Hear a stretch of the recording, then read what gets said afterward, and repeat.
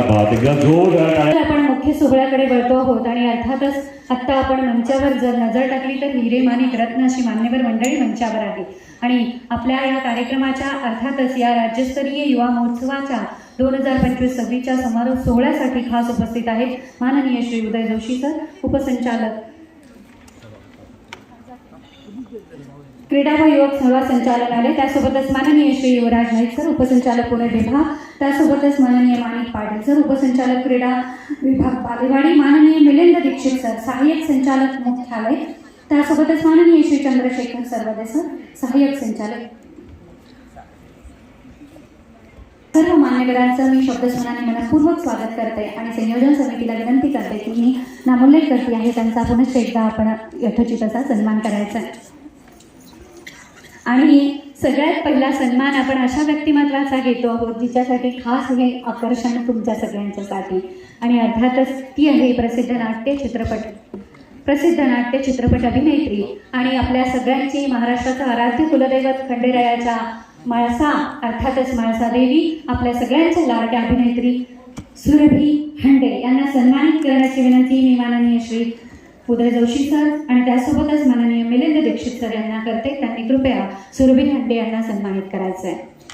जोरदार टाळ्या वाजवून आपण त्यांच्या ठिकाणी स्वागत. आणखी एक तिची नवीन माहिती देते.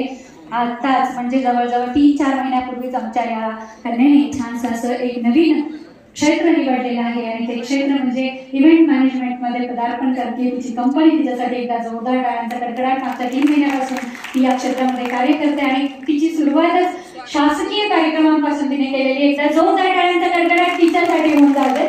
आणि यानंतर आपण सन्मान करतो आहोत आपल्या मान्यवर प्रशासकीय अधिकारी, आपले सगळे मान्यवर, अर्थातच त्यातले सर्वप्रथम माननीय उदय जोशी सर, उपसंचालक क्रीडा आणि युवक संचालनालय, त्यांना सन्मानित करण्याची विनंती मी माननीय युवराज नाईक सरांना करते. कृपया त्यांना सन्मानित करावं. ज्यांच्या नावामध्येच रत्न सामावलेला आहे, कारण तुम्हाला वाटलं असेल की निवेदिका माणिक रत्न का म्हणते, कारण त्यातले माणिकच मंचावर आहे आणि म्हणूनच त्याच रत्नाचा अर्थातच माननीय माणिक पाटील यांचा सन्मान करण्याची विनंती लकडे सरांना करते. उपसंचालक क्रीडा बालेवाडी माणिक पाटील सर यांना सन्मानित करण्याची विनंती मी करेन माननीय श्री लकडे सर यांना.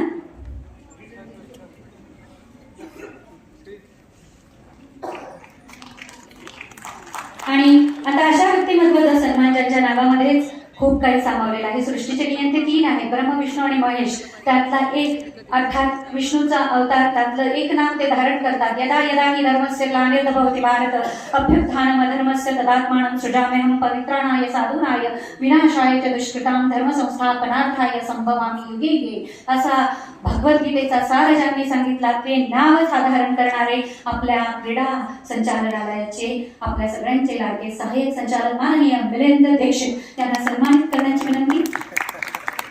माननीय महेश चावले, तालुका क्रीडा अधिकारी बारामती, यांना मी विनंती करेन की कृपया त्यांना सन्मानित करावे.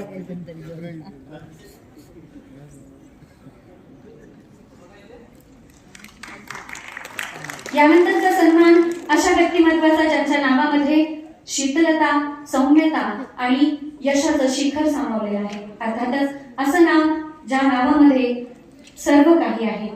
चंद्राची शीतलता आहे आणि यशाचं शिखर आहे.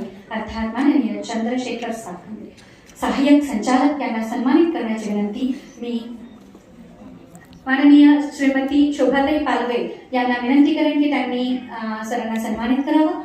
व्यक्तिमत्वाचा सन्मान जो विभाग क्रीडा विभागाच्या सारखाच खूप छान काम करतो आणि अर्थातच तो विभाग आहे पूर्वीचा पूर्वाश्रमीचा नेहरू केंद्र आणि आत्ताच माय भारत. अर्थातच माय भारतच्या या विभागाचे जिल्हा समन्वयक माननीय आशिष शेट्टे सर यांना सन्मानित करण्याची विनंती मी माननीय दादा देवकाते यांना करेन की कृपया त्यांना सन्मानित करावं.